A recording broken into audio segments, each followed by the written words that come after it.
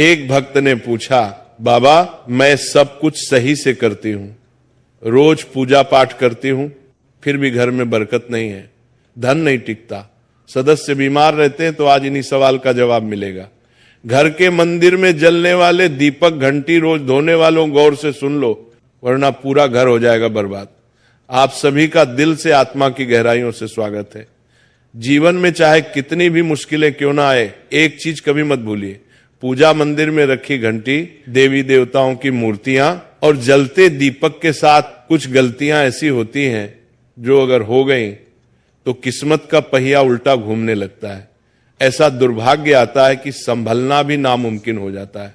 घर में बरकत रुक जाती है, खुशियां सूख जाती हैं और गरीबी ऐसे कदम जमा लेती है कि चाहकर भी हटती नहीं।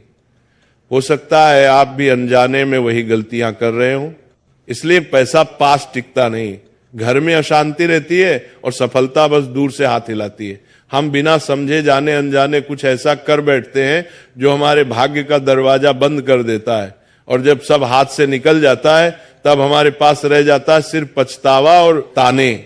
लेकिन घबराइए मत, आज इस प्रवचन में हम आपको पूजा मंदिर से जुड़ी हुई रहस्यपूर्ण बातें बताएंगे, जिन्हें सुनकर आपका दिल खुद कहेगा, गुरुजी आपने तो मेरी सोई किस्मत जगा दी। तो इस प्रवचन को अंत तक देखना, क्योंकि ये सिर्फ जानकारी नहीं, ये आपकी जिंदगी बदलने की कुंजी है। बहुत से लोग पवित्र वस्तुओं को धर्म का प्रतीक मानकर मंदिर में रख लेते हैं, लेकिन वहीं सबसे बड़ी गलती कर बैठते हैं।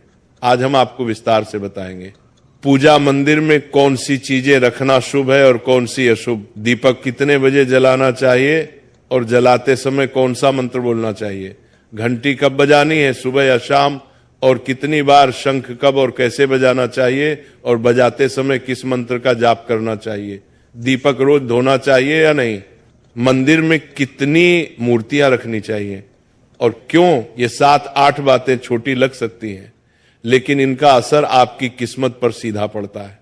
इस तरह की जानकारी आपको कहीं और नहीं मिलेगी, चाहे आप लाखों करोड़ों खर्च कर दें। हम अपने मन से कोई कहानी नहीं गढ़ते, ये सब ज्ञान है। ज्योतिष शास्त्र, धर्मशास्त्र और ऋषि मुनियों की वाणी से लिया हुआ, जिसे हम आपके लिए आसान भाषा में लेकर आते हैं। और हाँ, एक भक्त ने हमसे पूछा था, गुरुजी मैं रोज पूजा करता हूं लेकिन फल क्यों नहीं मिलता, उल्टा नुकसान ही हो जाता है। इस प्रवचन में मैं आपको इस रहस्य का भी जवाब दूंगा।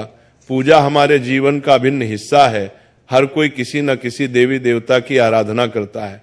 कोई माँ दुर्गा के चरणों में शीश झुकाता है, तो कोई भगवान विष्णु के नाम का स्मरण करता है, और हाँ, उनकी पूजा का फल भी मिलता है। लेकिन क्या आप जानते हैं, छोटी छोटी अनजानी गलतियां ही उस फल को रोक देती हैं। ये गलतियां इतनी मामूली लगती है कि हम इन्हें नजरअंदाज कर देते हैं, लेकिन शास्त्रों में साफ लिखा है, पूजा में पूर्ण फल पाना है तो इन बातों का ध्यान रखना जरूरी है। आज हम बात करेंगे घर के मंदिर में दीपक और घंटी के सही उपयोग के बारे में। क्या दीपक को रोज धोना चाहिए या हफ्ते में 1-2 बार धातु का दिया हो तो कब और कैसे साफ करना चाहिए? मिट्टी के दीपक का सही समय और सही अवसर कौन से हैं? मंदिर में किस प्रकार की घंटी का उपयोग सबसे शुभ माना जाता है? घंटी कब बजानी है, कितनी बार बजानी, और क्या शाम की पूजा में घंटी बजाना उचित है? सबसे पहले बात करते हैं मिट्टी के दिए की। ये साधारण सा दिखने वाला दिया वास्तव में शुद्धता और पवित्रता का प्रतीक है। दिवाली हो, कोई धार्मिक पर्व हो या फिर कोई बड़ा अनुष्ठान, मिट्टी का दिया जलाने का अपना ही महत्व है। घर के मंदिर में या दरवाजे के पास जब इसे जलाया जाता है तो ऐसा लगता है मानो लक्ष्मी माता खुद आपके आंगन में प्रवेश कर रही हो।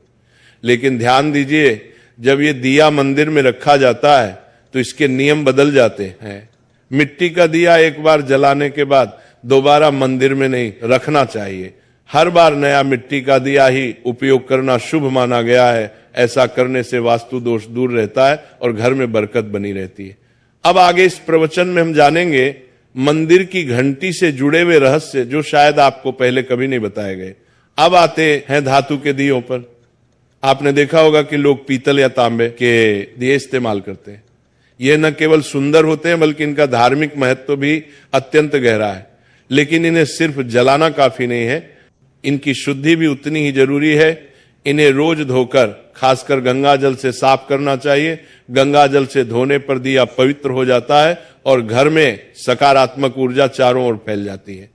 अगर आप हफ्ते में केवल 1-2 बार इन्हें साफ करते हैं तो ये पूरी तरह से शुद्ध नहीं हो पाते, इसलिए इसे अपनी रोजाना की आदत बना ले। और अब आते हैं घर के मंदिर की घंटी पर।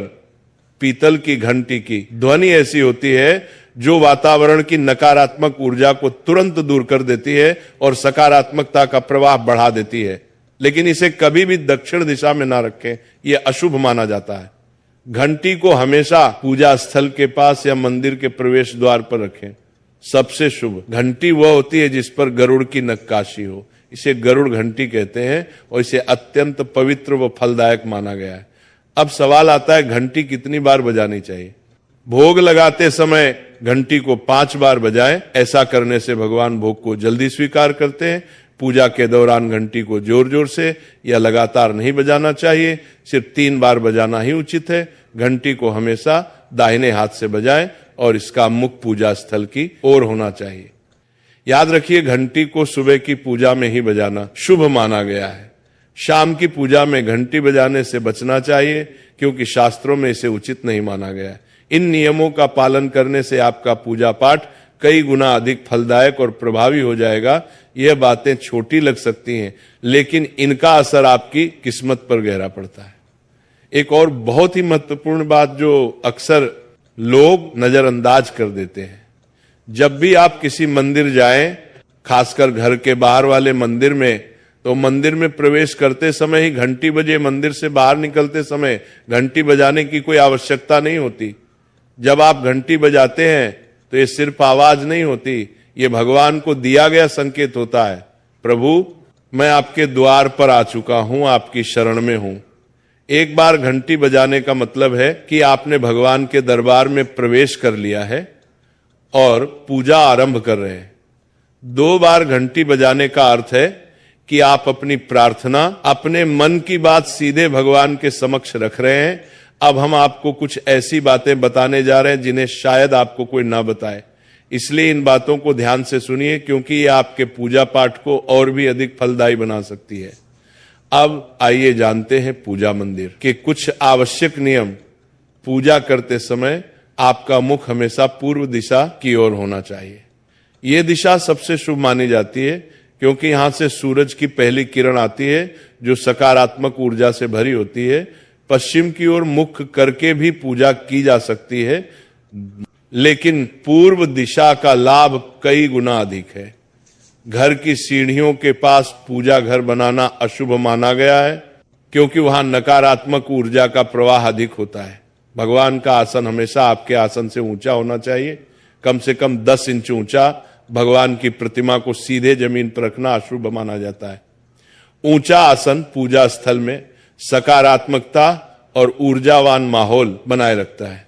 पूजा करते समय हमेशा चटाई या आसन पर बैठे। ये न केवल आरामदायक है बल्कि ध्यान और श्रद्धा को भी स्थिर रखता है। ध्यान दें कि आपका आसन भगवान के आसन से ऊंचा ना हो, इससे भगवान के प्रति आदर और विनम्रता बनी रहती है। अगली बात बेहद जरूरी है, पूजा घर में कभी भी सड़े, बासी या मुरझाए हुए फूल न रखें। मुरझाए फूल पूजा में अशुभ माने जाते हैं क्योंकि वे नकारात्मक ऊर्जा को बढ़ाते हैं। हमेशा ताजे, सुगंधित और खिले हुए फूल ही भगवान को अर्पित करें। जब फूल मुरझा जाएं या काले पड़ जाएं तो उन्हें सम्मान पूर्वक मिट्टी में दबा दें। इससे नकारात्मक ऊर्जा दूर होती है और आपके घर में पवित्रता बनी रहती है। एक और महत्वपूर्ण नियम, जिस कमरे में आप सोते हैं उसमें घर का मंदिर नहीं बनाना चाहिए। यदि परिस्थिति के कारण आपको अपने सोने के कमरे में ही मंदिर रखना पड़े तो रात को मंदिर को ढक दें या उस पर पर्दा डाल दें। इससे रात के समय मंदिर से निकलने वाली ऊर्जा आपके विश्राम को प्रभावित नहीं करेगी। ऐसा करने से घर में शांति और आपकी पूजा में एकाग्रता बनी रहती है। अब एक और विशेष बात, कभी भी काले कपड़े पहनकर पूजा न करें। सनातन परंपरा में माना जाता है कि काले वस्त्र मन में भारीपन और नकारात्मक भाव लाते हैं जो पूजा की ऊर्जा को कमजोर कर देते हैं। हमेशा शुभ और हल्के रंग के वस्त्र पहने ताकि मन में शांति, पवित्रता और सकारात्मकता बनी रहे। चलिए अब जानते हैं घर के पूजा मंदिर में किन चीजों को नहीं रखना चाहिए। किसी भी देवी देवता की एक ही तस्वीर या मूर्ति रखें। एक से अधिक तस्वीरें ऊर्जा का संतुलन बिगाड़ सकती हैं और पूजा का प्रभाव कम कर सकती हैं। एक ही रूप को स्थान दें ताकि भगवान की ऊर्जा पूरे मन से आपके जीवन में प्रवाहित हो। घर में शिवलिंग रखना अत्यंत पवित्र माना जाता है, लेकिन इसे सही दिशा में रखें। हमेशा उत्तर या पूर्व दिशा में रखें और स्वच्छ स्थान पर ही स्थापना करें। इसे शोरगुल या गंदे स्थान पर कभी ना रखें। भगवान की टूटी हुई मूर्तियां या फटी तस्वीरें पूजा स्थान से तुरंत हटा दें। टूटी मूर्ति पवित्रता को कम करती है और सकारात्मक ऊर्जा के प्रवाह में बाधा डालती है। इसे शास्त्र सम्मत तरीके से त्याग दें। शंख भगवान की कृपा का प्रतीक है। गोमती चक्र से घर में समृद्धि आती है और जल से वातावरण शुद्ध होता है। जल को रोज बदलें और इन पवित्र वस्तुओं को हमेशा साफ रखें। रोज पूजा स्थल की सफाई करें। गंदगी से नकारात्मक ऊर्जा आती है और ध्यान भंग होता है। स्थान को सुंदर, सुव्यवस्थित और सुगंधित रखें ताकि मन सहज रूप से भगवान में लग सके। अब आइए जाने कि हमारे घर के पूजा मंदिर से जुड़े कुछ ऐसे नियम जिन्हें मानना बेहद जरूरी है। सबसे पहले पूजा स्थान हमेशा घर के शांत और पवित्र कोने में होना चाहिए और अगर वह उत्तर पूर्व दिशा में हो तो सबसे उत्तम है। यह दिशा घर में सकारात्मक ऊर्जा का संचार करती है और आपकी पूजा को और प्रभावशाली बनाती है। ध्यान रहे पूजा स्थल कभी बेडरूम या रसोई के पास ना हो। यह स्थान दैनिक कार्य और हलचल से भरे होते हैं जहां नकारात्मक ऊर्जा भी पनप सकती है। मंदिर के आसपास का वातावरण हमेशा साफ सुथरा और सुव्यवस्थित रखें ताकि आपका मन पूजा में एकाग्र हो सके। अब बात करते हैं दीपक और उनसे जुड़े महत्वपूर्ण नियमों की। दीपक जलाना सिर्फ एक परंपरा नहीं बल्कि ये भगवान के आशीर्वाद और कृपा का प्रकाश है जो आपके घर और जीवन में उजाला भर देता है।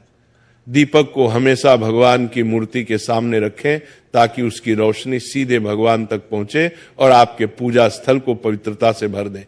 याद रहे टूटा हुआ दीपक कभी न जलाएं और पूजा के समय एक साथ दो दीपक खासकर तेल और घी के भी ना जलाएं क्योंकि दोनों की ऊर्जा अलग होती है और गलत तरीके से जलाने से पूजा की शक्ति कम हो सकती है। वास्तु के अनुसार घी का दीपक बाईं ओर और तेल का दीपक दाईं ओर रखना शुभ होता है, लेकिन ध्यान रहे दीपक कभी भी पश्चिम दिशा में ना रखें। दीपक के लिए उत्तर या पूर्व दिशा सबसे अच्छी मानी जाती है।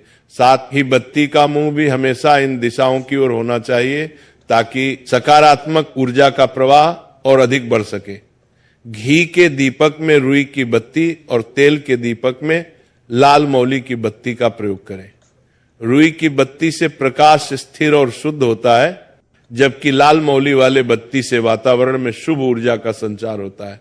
नवरात्रि या विशेष अवसरों पर मां दुर्गा और मां लक्ष्मी के सामने गोल बत्ती का दीपक ना जलाए क्योंकि इसे अशुभ माना जाता है।